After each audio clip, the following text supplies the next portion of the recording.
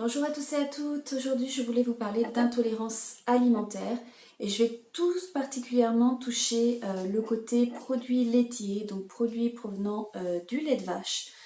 Alors je sais qu'on a tendance à diaboliser un petit peu ces produits-là et j'entends beaucoup les gens me dire ah faut arrêter avec le lait de vache, c'est pas si mal que c'est, que ça on en a bu pendant des années, ça n'a jamais tué personne, bla bla bla bla bla bla bla bla bla. Sur le principe je suis tout à fait d'accord.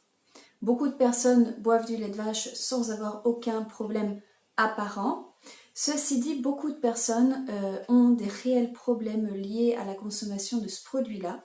Donc pour vous expliquer un petit peu très rapidement côté anatomique, le corps humain est préparé à digérer le lait de vache jusqu'à l'âge de 2 ans, puisqu'il va créer une enzyme qui va permettre cette digestion. À partir de l'âge de 2 ans à peu près, on arrête de la créer et effectivement, dans le règne animal, on est censé se sevrer du lait de vache, du lait de la maman, techniquement, et donc ne plus consommer ce produit-là. Aujourd'hui, malheureusement, et puis depuis très longtemps, on consomme ces produits-là. On en est même accro, hein, faut être honnête, entre le fromage, les yaourts, etc. On a du mal à passer outre ça. Mais c'est vraiment, chez certaines personnes, un énorme problème. Donc je voulais vous en parler aujourd'hui parce que mon petit garçon Léo a 4 ans aujourd'hui. Et depuis que bon, je l'ai allaité jusqu'à ses 10 mois, jusqu'à ce qu'il décide de lui-même d'arrêter de boire du lait, enfin du lait maternel. Et puis j'ai eu cette petite conscience qui m'a dit il faut qu'il continue à boire du lait, c'est important pour son développement. Donc toutes les conneries qu'on vous raconte pour vous faire consommer ces produits-là. Donc je lui ai donné du lait de vache, bien évidemment il a aimé, comme beaucoup d'enfants, il en a beaucoup bu, il a beaucoup mangé de fromage, et puis effectivement on a toujours eu ce problème-là depuis qu'il est passé au lait de vache, depuis qu'il a été sevré du lait maternel, il avait constamment le nez bloqué, il dormait très mal la nuit parce qu'il s'étouffait, il avait le sentiment de s'étouffer, quand il respirait la nuit, on entendait que ça sifflait. Enfin, il y avait quelque chose dedans, des mucus qui étaient bloqués vraiment, qui l'empêchaient de respirer bien. Il avait son œil gauche tout le temps qui pleurait, qui pleurait, qui pleurait, qui pleurait, qui finissait par s'infecter. Donc il fallait constamment avoir des crèmes ou des gouttes antibiotiques pour remettre ça en ordre. Mais il n'y avait rien à faire, ça revenait, ça revenait, ça revenait. Il toussait beaucoup la nuit, dès qu'il était allongé, il avait comme des reflux au niveau, donc il toussait beaucoup. Et puis tout d'un coup, soudainement, il a commencé à avoir d'énormes éruptions sur les joues, mais que sur les joues. Mais quelque chose de vraiment affreux. Euh, C'était... Et au point que certaines personnes en avaient peur en se disant qu'est-ce qu'il a comme maladie. En fait, non. Donc j'ai été voir une dame qui nous a fait un test d'intolérance. Donc c'est très vieille époque, avec une machine un petit peu, on aurait tendance à dire douteuse. Et pourtant, ça fonctionne très bien. Elle m'a confirmé qu'il était allergique, enfin intolérant à la caséine. Donc la caséine, c'est la protéine principale du lait de vache. Donc lui, il n'est pas intolérant au lactose, par exemple, hein. Ce sont bien deux choses différentes. Souvent, on entend l'intolérance au lactose. Mon petit garçon n'est pas intolérant au lactose, c'est la caséine qui lui pose problème. Donc typiquement, cette enzyme que l'on a jusqu'à 2 ans, eh ben, il a arrêté de la produire. Et donc, il ne pouvait pas, son corps ne pouvait pas digérer la caséine. Donc, ce qu'il avait au niveau du nez et de l'œil, c'était typiquement son corps qui n'arrivait pas à digérer cette protéine-là, jusqu'à ce qu'il en puisse absolument plus. Et puis là, on a eu ces grosses éruptions cutanées, où vraiment ça, c'est l'extrême de l'expression du ras-le-bol du corps, en disant je ne peux plus accepter ce produit-là, arrête de me le donner. Donc, du jour au lendemain, du coup, on a effectivement arrêté. Et puis on a toujours dans l'arrière de notre tête en me disant est-ce que c'est vrai, est-ce que c'est vraiment ça. Et puis un jour, il était chez une copine et elle lui a donné un yaourt pour enfants qui était donc à base de lait de vache. Et je vous promets que dans les 10 minutes, il avait un bouton sur la joue. Et là, je me suis dit c'est définitivement le lait de vache. Donc vraiment, si vous avez, ça je le vois en plus très souvent à la clinique, donc pour ceux qui savent, je travaille dans une clinique, je suis réflexologue et aromathérapeute, je travaille beaucoup avec des enfants qui arrivent, les parents sont désespérés, me disent je sais plus quoi faire, j'ai été voir plein de spécialistes, on me dit qu'il a rien de problématique, que c'est... Alors en plus, l'idée géniale de la société actuelle, c'est qu'au lieu de trouver le problème réel, on vous donne des produits qui sont très très douteux, donc bien sûr à base de cortisone, hein, on adore la cortisone au 21e siècle, c'est notre produit favori. Donc plein de cortisone, vas-y, vas-y. Donc oui, la cortisone, elle tape, elle cache la misère. Donc elle a l'impression que ça marche bien. On arrête de donner la cortisone et puis bah, automatiquement ça revient. Et voilà, puisqu'on ne va pas chercher le problème d'où il vient réellement. Donc dans le même principe, je vais quand même vous parler d'un autre sujet qui est lié sans être lié. Un autre problème qu'a eu Léo à partir de ses 4 mois, c'est qu'il avait des grosses plaques rouges juste derrière les genoux. Principalement derrière les genoux, c'était affreux. Et puis aussi au niveau des plissures ici des coudes. C'était rouge, c'était vif, ça faisait de la peine. Je pense qu'on en souffrait plus, nous, de le voir comme ça que lui, vraiment. Mais alors, on a tout essayé, encore une fois, dermatologue, docteur, on nous a donné cette fameuse crème, on a tout fait.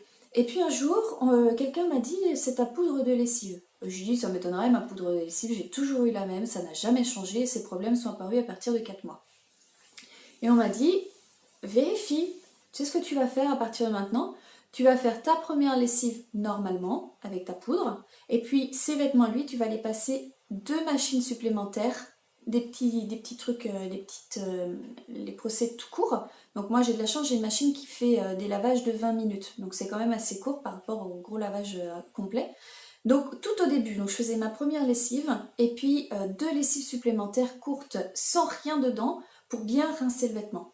Et bien ça a été la même histoire, ça s'est solutionné du jour au lendemain, alors qu'il a été pendant, oh oui, on a bien mis 2 ans à se rendre compte du problème, donc 2 ans à tout essayer.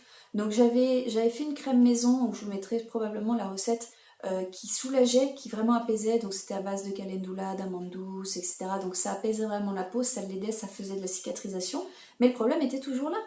Et en fait, ça venait bien évidemment, effectivement, de la poudre de machine à laver. Donc tout ce qui est eczéma, dermatite, quand vous avez un enfant en bas âge, je vous conseille très fortement de ne pas du tout utiliser les crèmes que vous donnent les dermatos, et puis chercher d'où vient le problème. Qu'est-ce qui fait que votre enfant a cette réaction? Très souvent, c'est quelque chose de contact.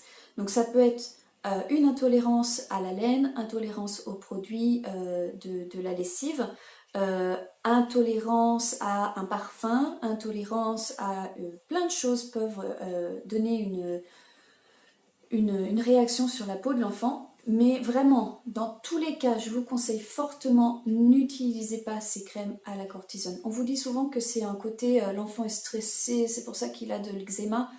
J'y crois pas. Moi, on me l'a dit aussi, il n'y avait pas du tout ce côté stress. C'était vraiment une histoire de contact, en fait, allergie de contact. Donc, pensez bien, faites des petits changements par-ci par-là dans votre routine quotidienne. Retirez un truc, attendez un petit peu, voyez, ça change quelque chose. Remettez-le, retirez autre chose, et vous allez de vous-même trouver ce qui pose problème à votre enfant.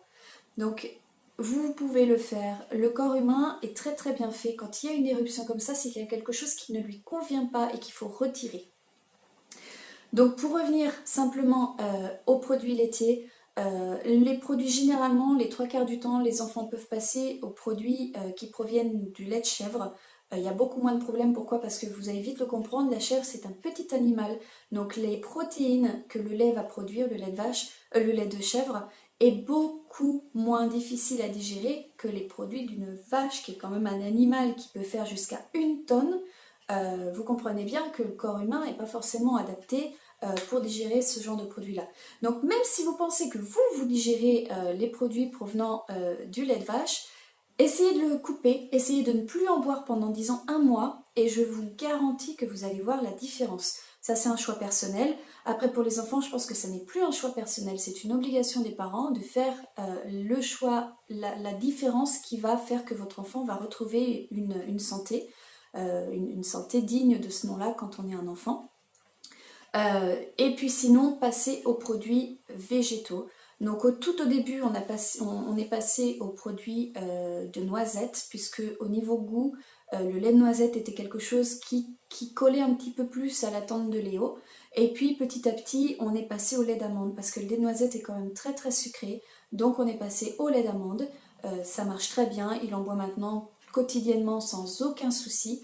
Et surtout, ce que vous ne savez pas, puisqu'on ne vous le dit jamais, c'est que les produits laitiers, on n'arrive pas, même si vous n'avez pas de réaction, vous n'arrivez pas à le digérer proprement. C'est-à-dire que seulement 25% du calcium va être assimilé par votre corps. Alors que les produits provenant de végétaux comme le lait d'amande, on parle de 75%. Donc il est beaucoup plus intéressant au niveau nutritionnel de boire du lait, des laits végétaux que du lait de vache. Alors ça, tout ce qu'on vous raconte, les enfants, il faut qu'ils boivent, qu'ils prennent 5 produits laitiers par jour, etc., etc. Oui, mais pas des produits laitiers qui proviennent du lait de vache. Il faut bien faire attention à ça. Il ne faut pas se laisser manipuler la tête par rapport à ça. Les lobbies qui correspondent au lait de vache sont énormes, donc effectivement, on se fait facilement manipuler. Ne croyez pas tout ce qu'on vous dit.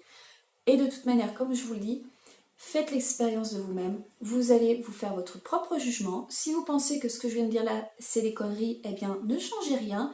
Mais je vous garantis que par mon expérience à moi, je vois énormément des enfants qui viennent avec les choux complètement, mais c'est affreux, ça descend sur les mains.